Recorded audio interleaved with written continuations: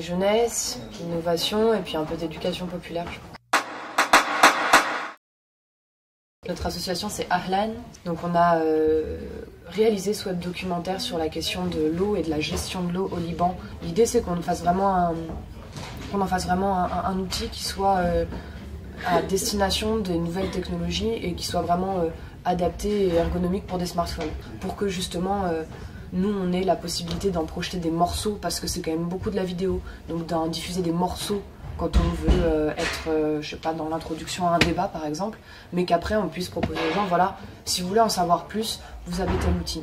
Et après le reste de notre travail, il va être de justement créer des choses qui soient pas que du numérique pour accompagner cet outil numérique, on va dire. Et en fait, on travaille sur la valorisation et la promotion d'un autre regard sur le monde arabe.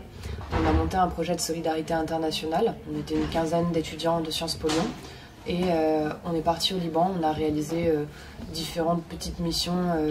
On a à la fois essayé de travailler sur des articles de recherche, sur de l'économie sociale et solidaire, parce que c'est important d'avoir de la matière de recherche là-dessus. On a aussi travaillé sur des missions de conseil auprès d'entreprises sociales et sur la réalisation d'un web documentaire. Et maintenant, on travaille sur comment est-ce qu'on peut capitaliser et valoriser ce web documentaire. Donc l'idée, c'est de faire des présentations qui puissent être à la fois adaptées à des professionnels pour travailler sur de l'échange de pratiques, de la mise en relation, etc. Mais aussi en direction d'étudiants, dans l'idée que les étudiants ont potentiellement du temps, de l'envie et des moyens pour réaliser des projets de solidarité internationale.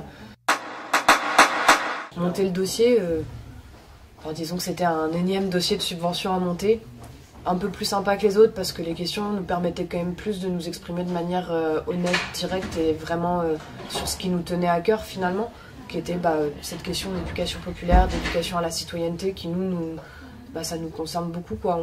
On est nombreux à être engagés, que ce soit dans cette association ou dans d'autres. Du coup, on avait vraiment envie. Monter le dossier, oui. Le présenter, c'était autre chose, hein.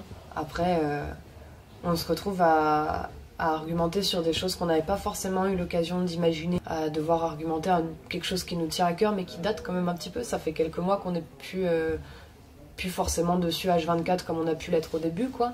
C'est pas simple, et en même temps c'est quelque chose qui nous a tellement plu.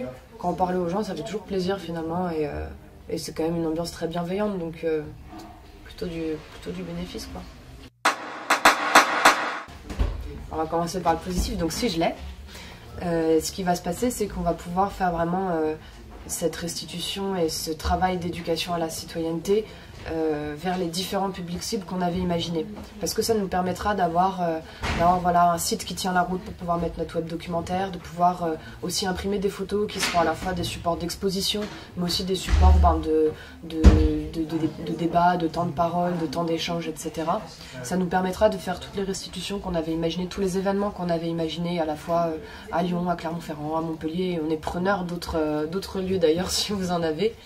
Voilà, ça nous permettra en fait d'avoir le temps, les moyens financiers et matériels, etc., de pouvoir faire quelque chose d'ambitieux sur ce retour en France et sur comment est-ce qu'on a envie de faire de notre projet de solidarité internationale aussi une histoire de transmission. C'est ça ce que ça va nous permettre finalement.